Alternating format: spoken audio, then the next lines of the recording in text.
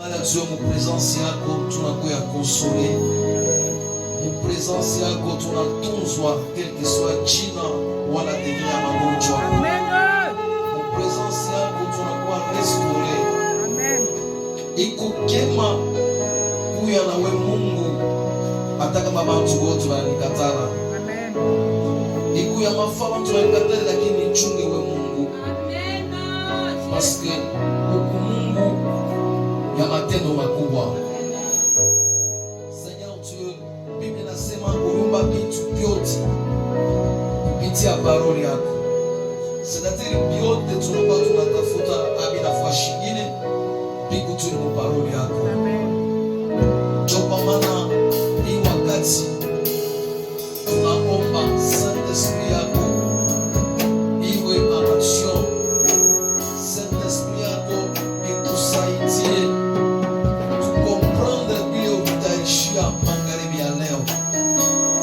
Tushike watu mimi na kusema wao usibaki watu. Ile utasema itakonkreti masemo ya watu. Kama tukinyama nasema masemo ya watu, mapendo yako hawa kutoka kwako chukua mwana kutoka kwa watu. Ile ni dunia inasema shikuna bila kusema mtu anakuya paka na kasirani, mtu anakuwa paka na lani mtu mwenzake, lakini wewe Mungu Biblia inasema ajenda yako na ya shetani na ya watu inachana pasipo kubali cha kufanyisha vizuri. Tunaamini kusema hii parole yako utayarisha magharibi ya leo ni juu ya kutufariji na kutufanyisha vizuri. Tunapenda roho yako itusaidie uke hiyo parole ipate fashi ndani yetu na ipate kuzaa matunda, na zaidi yote tuwe watu wa kutumikia afete fasi yote toka tunatembea. Wakati watatuangalia wanashuhudia kuwa wako wanasema kama wamilele mziki. Acha yote mkononi mwako wakati jina la Yesu naomba na kusema hivi. Jésus, changier Yesu.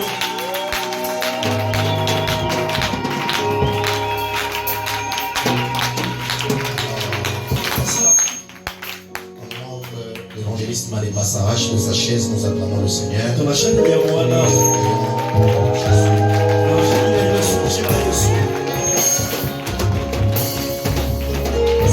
Je vais continuer à célébrer Dieu dans les acclamations.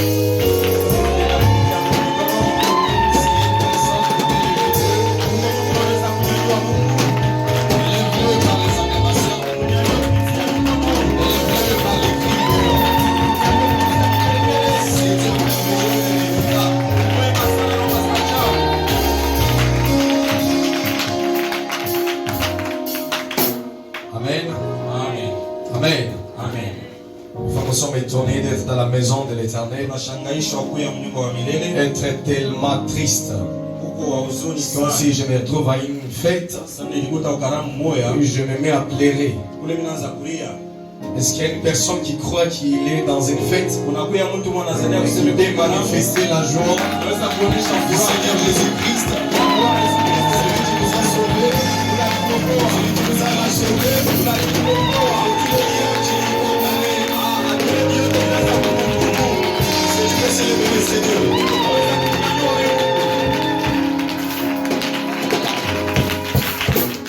Amen. Nous disons merci à Dieu. C'est lui qui nous a fait grâce ce soir de nous donner la vie et aussi la bonne santé. Nous ne sommes pas réveillés ce matin parce qu'il faisait 6 heures en monde, mais parce que nous nous sommes réveillés parce que sa grâce nous a localisés ce matin. Nous disons merci. Nous disons merci à notre Père, lui qui a accepté encore de nous donner la chance de parler. Non seulement il nous enseigne, mais il nous donne aussi la chance de parler de la part du Seigneur. Nous disons merci aussi à tous les pasteurs assistants qui travaillent à ce côté. Que Dieu les bénisse. Que Dieu te bénisse aussi toi là où tu es, parce que tu as disposé de ton temps, que nous allons parler de la part du Seigneur. Que Dieu te bénisse. Amen. Amen. Amen. Notre thème de ce soir s'intitule Dans le nom de Jésus. Et notre verset de base, nous sommes dans Jean chapitre 3. Jean 3. Le 16e verset. Verset 16. Jean 3, dans son 16e verset, nous lisons au nom du Seigneur Jésus. Amen. Car Dieu a tant aimé le monde, qu'il a donné son Fils unique, afin que quiconque croit en lui ne périsse point, mais qu'il ait la vie éternelle. Amen. Amen. Amen. Amen. Amen. Amen. Amen. Amen. Est-ce qu'il y a quelqu'un qui est dans la joie ce soir? Je Je me sens très fort ce soir. Amen. Amen. Dieu, il a aimé le monde et il a placé son amour en Jésus-Christ de Nazareth. C'est en Jésus-Christ où nous avons l'amour de Dieu. Ça veut dire, si nous voulons vivre le Dieu qui est amour, il faut être en Jésus-Christ. Et il a dit ceci à Matthieu, chapitre 17, le 5e verset. Celui-ci est mon fils bien-aimé, en qui j'ai mis toute mon affection. Écoutez-le. Ça veut dire, si nous voulons vivre l'affection de Dieu, il nous faut être en Jésus-Christ. C'est là qu'il y a l'amour de Dieu. C'est là qu'il y a l'affection de Dieu. Amen. Amen. Amen. Amen. Pour vivre le Dieu amour, il me faut être en Jésus-Christ. C'est lui qui est l'amour de Dieu manifesté. C'est lui Jésus-Christ de Nazareth. Amen. Amen. Il est venu dans le monde. Lui qui est amour. T'es donné toi la chance ce soir. Amen. Amen. C'est lui qui est amour. Ces jours-là, j'étais un peu bouleversé par les paroles du pasteur. Car il pouvait dire ceci. Il y a des femmes qui enfantent par la loi de la nature et des femmes à qui Dieu donne des enfants. Ces jours-là, je n'avais pas compris ces paroles. Mais par ce message, j'ai essayé de comprendre. Cela veut dire ceci. Il y a des gens qui vivent par la loi de la nature et des gens aussi, ils sont dans l'amour de Dieu. Si nous voulons parler du sacerdoce, on met aussi des Aaron et les autres. Ça veut dire les Aaron, eux, ils se sont retrouvés au sacerdoce. C'est parce qu'ils sont des Lévites. Et quand nous parlons du frère Malemba, aujourd'hui le sacerdoce, non parce qu'il est Lévite, mais c'est l'amour de Dieu. Amen. C'est l'amour de Dieu au rien. Ce n'est pas dire que je suis un Lévite, mais c'est l'amour de Dieu manifesté en Jésus-Christ. Amen. Est-ce qu'il y a quelqu'un qui peut manifester l'amour de Dieu? Un jour j'étais étonné, je me suis retrouvé dans les salons où je vis un petit garçon de 3 ans porté par son frère. Quand j'ai regardé cet enfant, j'ai été tellement mal. Cet enfant il n'avait pas de force à son corps. Quand je vis cet enfant, je me suis commencé à me poser des questions. Mais pourquoi cet enfant il est né comme ça? Et j'ai commencé à dire ceci à Dieu. Si ça c'est pour ta gloire, Seigneur, quand est-ce que ta gloire va se manifester dans la vie de cet enfant? Après quelques minutes, le Seigneur commence maintenant à m'enseigner. Il commence à me dire ceci. Quand on te parle de louer le Seigneur ou d'adorer le Seigneur, il faut le faire correctement. Laisse-moi te dire, cet enfant n'a pas choisi d'être né comme ça. Il y a des enfants aujourd'hui qui sont nés mongols. Ce n'est pas eux qui ont choisi. Mais c'est parce que leurs parents ils ont choisi de rouler de véhicule. Leurs parents ils ont préféré avoir des noms dans ce monde et faire souffrir les enfants. Alors si toi tu as envie, non parce que tu y as, non, on ne peut pas louer le Seigneur parce qu'il m'a donné. Non, juste la force qu'il m'a donné. Mais si je suis seulement, mon père il n'a pas choisi d'avoir des noms dans ce monde, mais que j'ai la force dans tout mon corps. Mon pasteur n'a pas choisi d'avoir une église qui est tellement réputée, mais de sacrifier tout le monde. Mais il a accepté d'avoir une petite église et garder le Seigneur. On sépare l'amour de Dieu. Que toi et moi nous sommes là. L'amour de Dieu nous suffit. L'amour de Dieu nous suffit. Qu'est-ce que ces enfants ils ont fait différemment? Qu'est-ce qu'ils ont fait pour être nés comme ça? C'est eux qui ont choisi. Si on avait le choix de choisir, personne ne va choisir d'être là-bas. Il y a des enfants qui souffrent. Il y a des enfants qui souffrent aujourd'hui, qui n'ont pas de force dans le corps, qui ne sont pas utiles pour ce monde. Mais toi, l'amour de Dieu. Mais là, regarde comment est-ce que lorsqu'on te dit d'louer le Seigneur. Regarde comment on te dit d'adorer le Seigneur. Comment est-ce que tu fais des fiers? Comment est-ce que tu prends des temps pour élever cet homme de Jésus? Quel jour est-ce qu'on s'est mis à prier pour que Jésus vienne nous sauver? Quel jour est-ce qu'on s'est dit, Seigneur, viens nous sauver, nous les nations? Alors nous les nations, c'est la grâce de Dieu. Aujourd'hui, je suis au sacerdoce. C'est l'amour, c'est fini. L'amour de Dieu manifeste en Jésus-Christ. C'est là que suffit. Ne sois pas lourd lorsqu'on te parle de la louange. Ne cherche pas des mots lorsqu'on te parle de l'adoration. Regarde seulement la personne de Jésus. C'est lui qui est manifesté. Il n'y a que lui qui nous suffit. Notre premier point s'intitule Justifié par la croix, virgule, de la mort à la vie. Justifié par la croix, virgule, de la mort à la vie.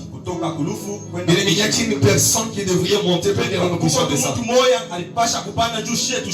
Il n'y a que lui qui est la porte qui devrait être invité pour que nous ayons l'accès à la fête. Amen. Amen. Il est venu dans Matthieu chapitre 10. Il dit je suis la porte des brebis. Alors aujourd'hui nous allons comprendre que aujourd'hui nous sommes des vases qui étaient là dehors, destinés aux purifications, et nous sommes retrouvés dedans parce que Jésus-Christ il est la porte. Il s'est tout fait au devant de nous. Amen. On va nous prendre Jean chapitre 2. Jean 2. Le 6e verset, la partie A. Verset 6, partie A. Je vais le prendre. Préparez-nous Jean chapitre 2, le 8e verset. Jean 2, 8. Or, il y avait là 6 vases de pierre.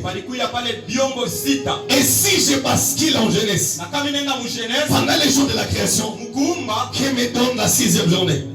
Ça veut dire, ces vases qui étaient là dehors, c'était Adam qui était chassé dans le jardin de Dieu. C'était Adam qu'on a chassé dans la présence de Dieu. Et dimanche, le pasteur nous a dit, la sentence qui a frappé la femme et l'homme, c'était de chasser du jardin de Dieu. Mais ce jour-là, c'est Jésus-Christ, celui qui est la porte, qui sait tout faire au devant de nous. Et nous sommes retrouvés dans la maison de Dieu. Amen. Prenons Jean chapitre 2. Le 8e verset, nous allons comprendre que c'est par lui qui est la porte que nous sommes retrouvés dedans. Jean chapitre 2, verset 8, nous lisons de Jésus. Amen. Puisez maintenant, leur dit-il, et portez-en un ordonnateur du repas. Amen. Amen. Les vases étaient dehors. Et lorsqu'il les a dit de remplir ces vases, il a dit faites entrer ces vases là-bas. Lorsque toi et moi on était dehors, et lui qui est la porte, il s'est tout fait au devant de nous. Et maintenant il a ordonné de dire entrez maintenant ici dedans. Nous qu'on n'avait pas les doigts, nous qu'on n'avait pas les doigts, mais il y a une personne qui est la porte. On n'a pas fait des prières, on n'a pas fait des prières pour dire Seigneur viens nous sauver. Et lui qui est l'amour de Dieu manifesté, alors il sait tout faire au devant de nous pour que nous puissions entrer librement. Il n'y a pas de conditions, il n'y a pas de mots. Laissez-moi vous dire ceci. Dans les temps anciens, il servait, c'était une seule fois par an, et c'était une personne qui entrait. Mais aujourd'hui, par l'amour de Dieu, manifestant Jésus-Christ. Non seulement c'est une personne qui honte pour servir, mais nous tous on honte et nous les servons chaque jour. L'amour de Dieu est véritable. L'amour de Dieu est bon. L'amour de Dieu manifesté en Jésus-Christ. C'est lui qui est la porte véritable. Et lorsque nous sortons par Jésus-Christ, nous avons la vie en lui. Ce sont les suivants qui te disent bien aimé. Nous ne sommes pas sauvés parce que nous allons chaque jour à l'église. Mais nous sommes sauvés parce que nous sommes en Jésus-Christ. C'est dans Jésus là où il y a le salut des hommes. Amen. Ce n'est pas le fait de venir à l'église que nous sommes sauvés. Ce n'est pas le fait d'être en contact avec Jésus que nous avons le salut. Mais nous avons le salut lorsque nous sommes en Jésus-Christ. Notre verset de base dit, enfin que quiconque croit en lui et périsse point, mais qu'il ait la vie éternelle. J'ai compris là. Jésus, il est celui qui nous sauve et Christ nous donne la vie. C'est pourquoi il a été pressé afin que la vie qui est le Christ qui est en lui puisse sortir. C'est en Jésus-Christ que nous avons les saluts. C'est en lui que nous avons les saluts. Si Noé était contestateur, il devrait périr par les déluges. Malgré sa justice proclamée par Dieu, il fallait que Noé construise l'arche. Après avoir construit, il entre là-dedans. Non, c'est dans Jésus il y a la vie. S'il pouvait dire, mais Dieu il m'a déjà déclaré juste avant. Il sait comment me sauver lui-même. Il devrait périr. Il faut entrer là-dedans dans l'arche. Lui qui est le Seigneur Jésus-Christ pour être sauvé du déluge. C'est en Jésus-Christ où nous sommes sauvés du déluge qui frappe à tous les mondes. Mon premier point a des petits sous-points. Les petits sous-points, je l'ai intitulé premier, justifié par la croix. Souvent nous les chrétiens, nous ce qu'on fait, on se limite à faire ce que les hommes font. Les hommes s'arrêtent à poser des questions. Qu'est-ce que vous voyez sur ces papiers? On va lui dire il y a une tache bleue. C'est là que tout le monde est fait. Mais lorsque Jésus-Christ est venu, il ne demande pas de faire ce que les hommes font. Car lui il n'a pas fait ce que les hommes font. Lorsque je me mets à expliquer ça, les hommes chercheront à voir juste les taches bleues. Donc ça veut dire si je cherche à me justifier, ça veut dire les hommes ne verront pas tout ça. Ils verront les taches bleues. Amen. Alors, si Dieu permet que j'ai l'écho de mon frère ou de ma sœur, j'ai attribué ce qui s'est retrouvé par terre, ce n'est pas pour que j'amplifie encore les sons, mais c'est pour que j'agis comme le Seigneur. Luc 23, 34. Ce n'est pas pour que je fais comme les hommes, mais c'est pour que j'agis comme lui ce jour-là. Là, la croix de Golgotha. On va écouter. Luc 23, 33, nous lisons le nom de Jésus. 34. Jésus dit, Amen. Père, pardonne-leur, car ils ne savent ce qu'ils font. Amen. Vous pouvez vous arrêter même par là. Ce jour-là, Jésus-Christ, après avoir souffert, il nous a bâti, demandé pardon au Père. Mais ça veut dire ceci. On avait ces papiers ici. Et lui, il a pris ces papiers pour expliquer au Père la partie ici qui est en blanc. C'est ce qu'il a fait. C'est ce que nous aussi on a fait. Ce n'est pas amplifier les sons, mais c'est agir comme Jésus-Christ ce jour-là. On lui a mené cette femme à adultère. Il n'a pas fait ce que les pharisiens attendaient. Les pharisiens sont venus avec les sons pour que Jésus-Christ puisse amplifier cela. Mais Jésus-Christ Moïse, il s'est tué. Alors il a dit aux pharisiens, si sur vos papiers, il n'y a pas de taches bleues, alors jetez des pierres. C'est pourquoi ils sont partis. Car ils ont regardé sur leurs papiers. Il y a aussi des taches bleues. Arrête d'amplifier les sons. Lorsque ton voisin, il s'est retrouvé par terre. Et si Dieu permet qu'il est par terre, c'est pour que tu les conseilles. Aujourd'hui tu pries pour lui. Aujourd'hui les hommes de ce monde se sont mis à se moquer de notre Seigneur.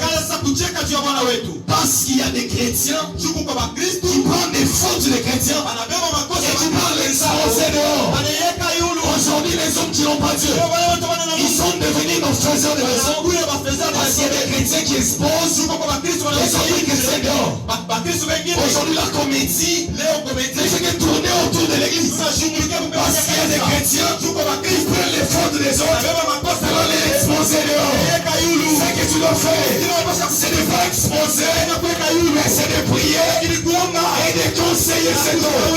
Si Dieu le permis, c'est pour t'enseigner et pour prier pour cet homme. Mais ce n'est pas pour l'exposer. Ce n'est pas les chanter. C'est la honte de la maison. Aujourd'hui, c'est les enfants de la maison. Et même qui prennent les erreurs pour aller les poster dehors. Ils font même mal. Ils ont marché comme étant chrétiens partout ici. Parce que tout le monde ne fait que de se moquer des chrétiens. Parce qu'il y a des certains chrétiens qui prennent les problèmes des autres et faire leurs problèmes dehors. Aller parler des autres dehors.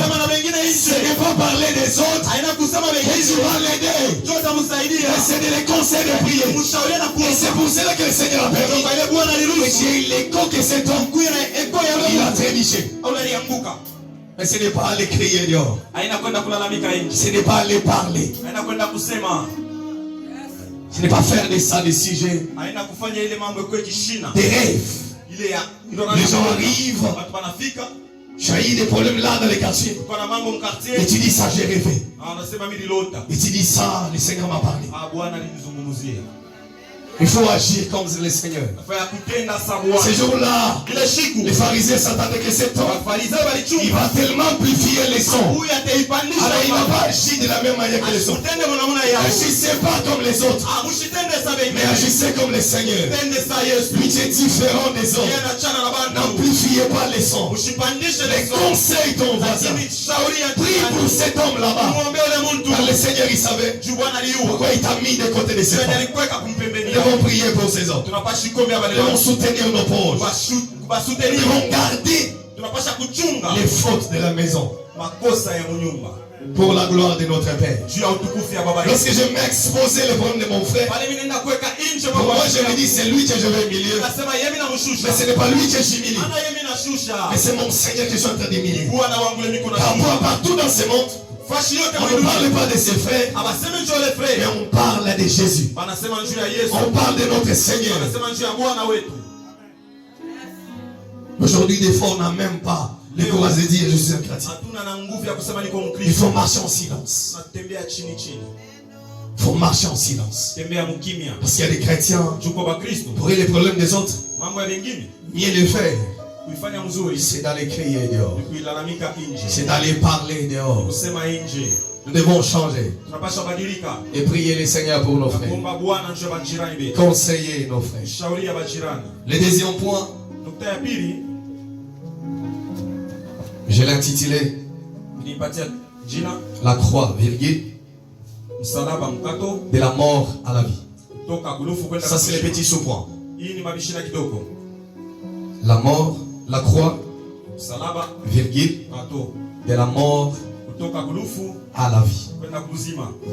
On va nous lire Matthieu chapitre 10, 38e verset. Matthieu chapitre 10, verset 38, nous lisons le nom de Jésus-Christ. Amen.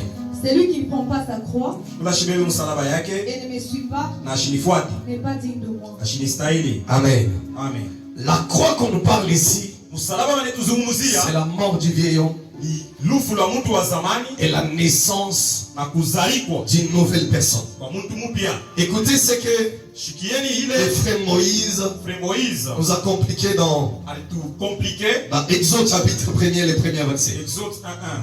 Il dit voici les noms des fils d'Israël venus en Égypte avec Jacob et la famille de chacun d'eux. Il aurait pu dire, voici les noms des fils d'Israël venus en Égypte avec Israël. Mais lui il dit, voici les noms d'Israël venus en Égypte avec Jacob. Ça m'a compliqué un peu, parce que c'est la même personne. C'est vrai que c'est la même personne, mais la nature c'est différent. Quand nous parlons de Jacob, nous voyons la nature d'Adam. Mais lorsque nous parlons d'Israël, nous voyons la nature de Christ. Cela veut dire, si jusqu'aujourd'hui Jacob continue à vivre en toi, il finira en esclavage. Car l'Égypte, c'est les séments de l'esclavage. Mais si tu es connu par Israël qui est le Christ, tu finiras dans la liberté et dans la gloire de Dieu. Amen. Amen. C'est là que j'ai compris. Cet homme il nous a pas compliqué, mais il a juste essayé de dire que ces deux personnes ici, cet homme ici, il a deux natures différentes. Là c'est l'ancien et là c'est le nouveau. Et si jusqu'aujourd'hui cet homme-là continue à vivre en toi, tu es dans l'esclavage. Des fois les gens ils se disent, mais ce sont des petites choses, hein. Mais c'est des petites choses là qui nous rendent esclaves. Le Père souvent il dit, Dieu il est dans les détails. Des petites choses là qu'on néglige, ce sont des petites choses qui ouvrent des grandes portes. Et pour fermer ces portes là-bas, ça me demande beaucoup. Et notre deuxième point, je l'ai aimé tellement. S'intitule au-dessus de tout nom. Au-dessus de tout nom. Jésus il a été souverainement élevé, non parce qu'il prêchait avec beaucoup d'autorité ou parce qu'il prophétisait, mais il a été souverainement élevé parce qu'il s'est humilié jusqu'à la mort de la croix. Parlant de l'humilité, je vais inviter des personnes. La première personne, je vais prendre Jacob. On va nous lire dans Genèse chapitre 32, 24, 25, et puis nous allons sauter dans 28. Ce qui nous intéresse ici, c'est 28. Genèse chapitre 32, verset 24, nous lisons de Jésus. Amen. Jacob demeura seul. Alors un homme lutta avec lui jusqu'au lever de l'aurore. Voyant qu'il ne pouvait le vaincre, cet homme le frappa à la voiture de la hanche. Et la voiture de la hanche de Jacob se définit pendant qu'il luttait avec lui. Verset 28. Il dit encore, ton nom ne sera plus Jacob, mais tu seras appelé Israël, car tu as lutté avec Dieu et avec des hommes, et tu as été vainqueur. Amen. Amen. Amen. Amen. Le verset 28 m'a tellement compliqué. Verset 28, si nous pouvons parler de vainqueur devant les hommes, là je peux comprendre, parce qu'on peut être plus fort que l'autre. Mais parler du vainqueur devant Dieu, cela m'a compliqué. Comment est-ce que la créature peut vaincre le créateur? Comment est-ce que celui qui a un bébé et une femme peut vaincre celui qui n'a ni de femme ni de femme? L'homme ne maîtrise même pas le souffle de Dieu. C'est Dieu qui décide. Mais quand le narrateur dit, tu as lutté avec les hommes, tu as été vainqueur. Et tu as lutté avec Dieu, tu as été aussi vainqueur. Cela m'a compliqué. Et là j'ai compris, pour vaincre les hommes, il nous suffit d'être fort que l'autre. Il y a pour être les vainqueurs de Dieu, il faut se laisser être vaincu par Dieu. Pour être déclaré les vainqueurs de Dieu. C'est parce que lorsqu'il luttait avec cet homme-là, voyez qu'il ne pouvait pas le vaincre. Et cet ange les frappa à la moitié de l'ange. Lorsque Jacob s'est retrouvé par terre, et si c'était nous les hommes, on devait déclarer ici, c'est l'ange qui a gagné et Jacob il a échoué. Mais Dieu il dit, tu as lutté avec les hommes, tu as été vainqueur. Et tu as lutté avec Dieu, tu as été vainqueur. C'est lorsqu'il s'est retrouvé par terre. Comment est-ce que tu as lutté? Akili ya Mungu. Na préféré décider à toi. Unapenda makili yako. Combien de fois est-ce que tu as préféré de rester dans ce que toi tu aimes et de laisser ce que Dieu te dit? Cet homme il a accepté que Dieu puisse gagner et pour être appelé le vainqueur de Dieu. Amen. Il n'est pas vainqueur parce qu'il était fort, mais il était vainqueur parce que Dieu l'a vaincu. Il y a des choses que tu vas vivre.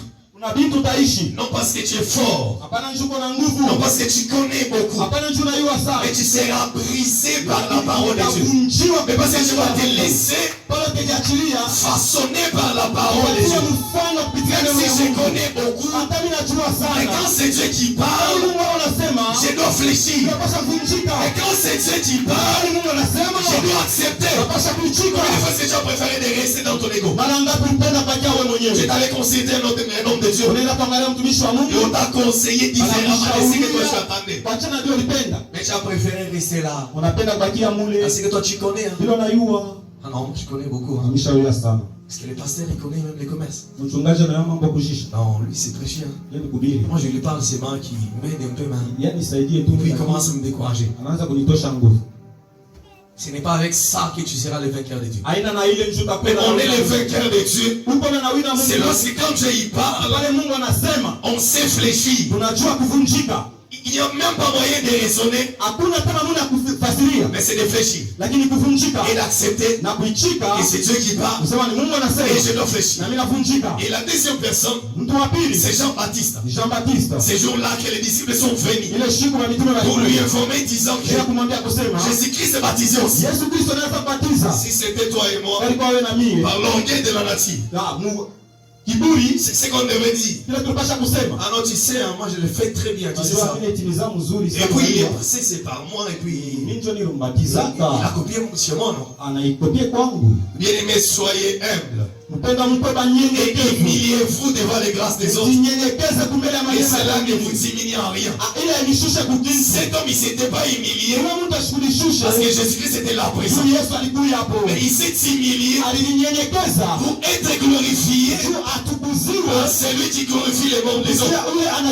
Mais il a pas cherché à montrer que celui était le génie. Mais il a reconnu que cet homme, il est plus fort que moi. Et je ne peux rien dire devant cet homme. Ce que je dois faire, c'est réfléchir. Il n'a pas dit bon. D'ailleurs, il est passé, c'est par moi. Il m'a trouvé moi, c'est moi qui a commencé. Et puis tu sais comment je le fais. Si moi c'est moi, je prends ces micros-là. Ce sera le feu.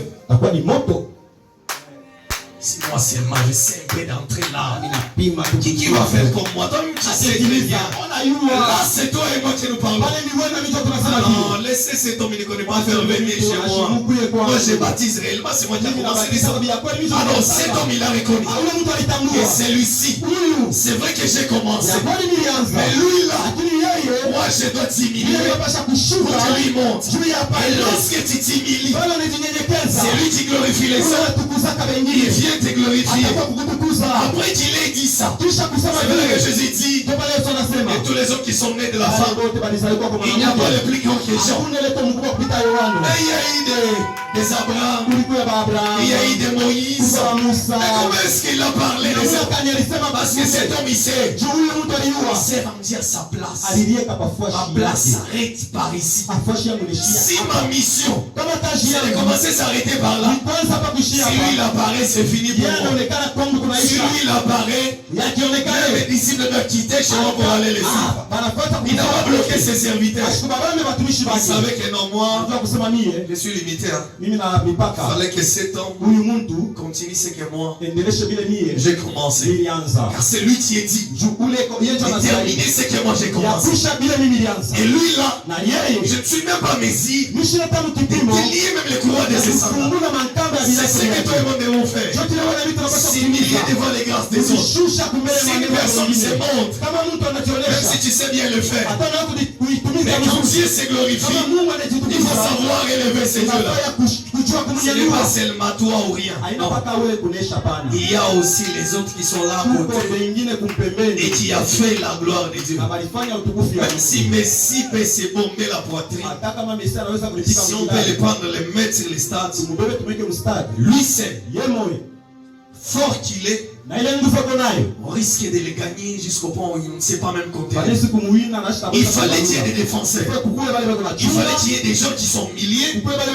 Et lui qui est l'attaquant pour marquer. Et toi aussi. Il fallait que tu restes à ta place. Et ceux qui sont à côté de toi soient aussi honorés par la gloire que vous allez montrer par Dieu.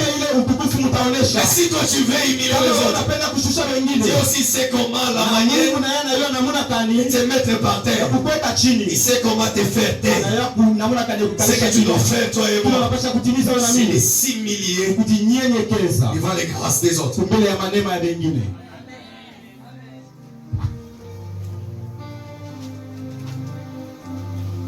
Est-ce qu'il y a quelqu'un qui peut balancer?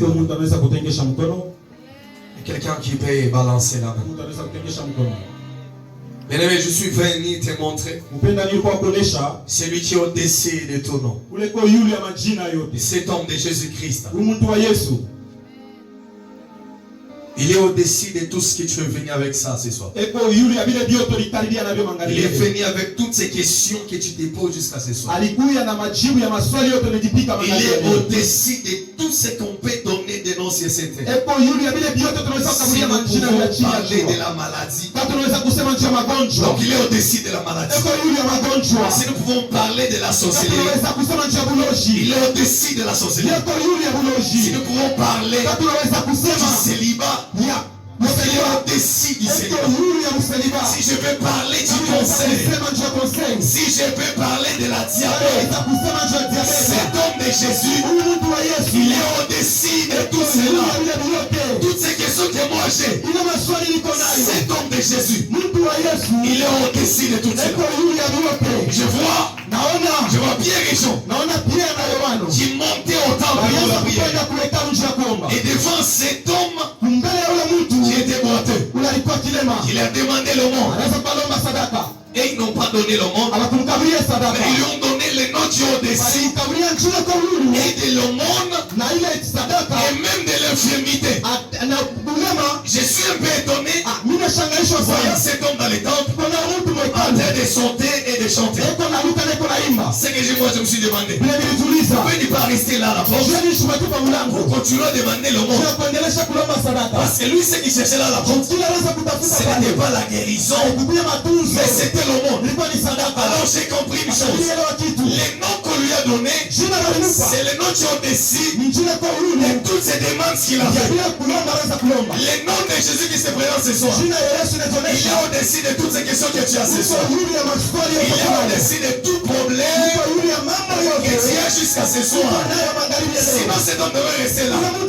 Mais les noms qu'on lui a donnés, il est au-dessus de tout cela. Il avait besoin de l'argent. Mais on lui donne les noms.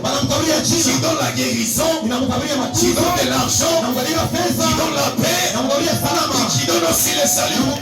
C'est le nom de Jésus.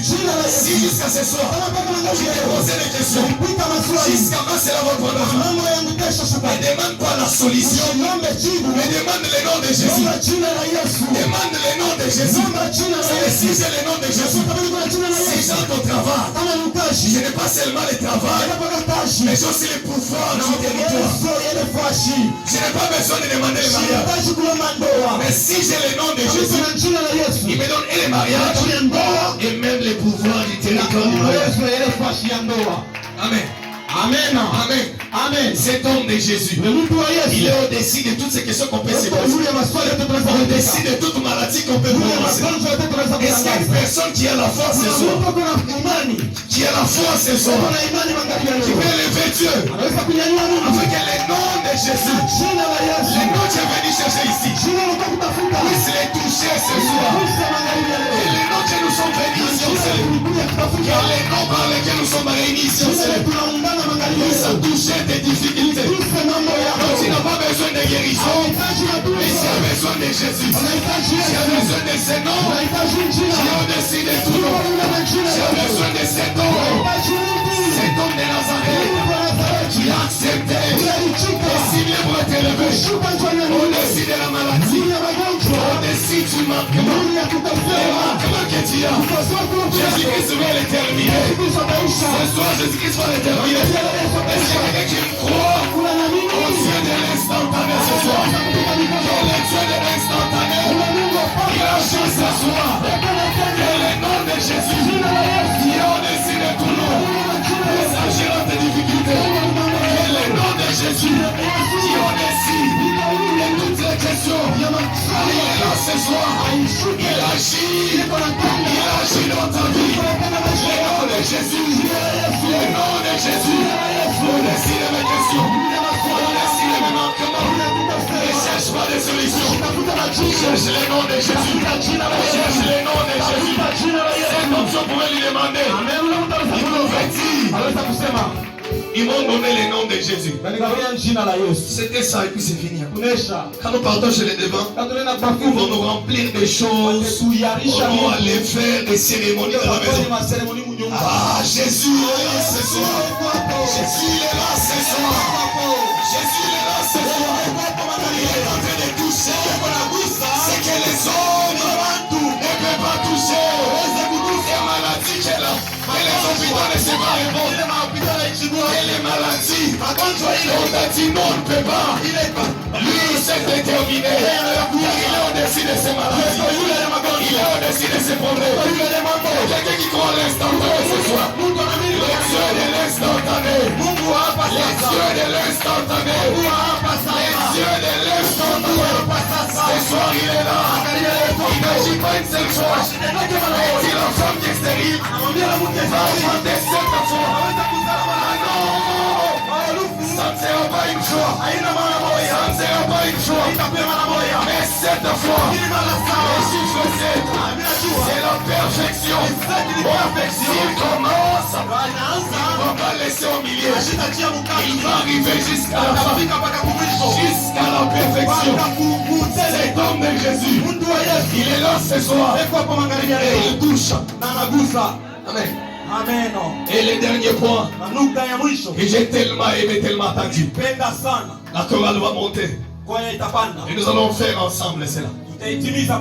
Ce dernier point, je l'ai tellement attendu. C'est élever Dieu. Amen. Amen. Tu vas te tenir debout là aussi. Et la chorale va nous donner un cantique. J'ai besoin que là aussi, que tu l'élèves. Ne regarde pas les problèmes de questions que tu as. Regarde ce qu'il fait là ce soir. Et tu ne l'instantané. J'ai besoin que tu l'élèves à ce qu'il fait dans ta vie. J'ai besoin que tu vois cet homme de Jésus. Que tu vois cet homme de Jésus. C'est ce boiteux. Ces boiteux. Il n'avait pas d'espoir. Mais on lui a donné ce qui est au-dessus même de le monde. C'était cet homme ce soir. Il est prêt ce soir de toucher ta vie. J'ai besoin que tu l'élèves. J'ai besoin que tu l'élèves. J'ai besoin que tu l'élèves. J'ai besoin que tu l'élèves. Ce qu'il fait ce soir. Ce qu'il fait ce soir. J'ai besoin que tu l'élèves. Élève-le là aussi. Élève cette chose ce soir. Je suis venu ici en ce lieu. C'est pour la prière. Élève cet homme ce soir. Élève-le.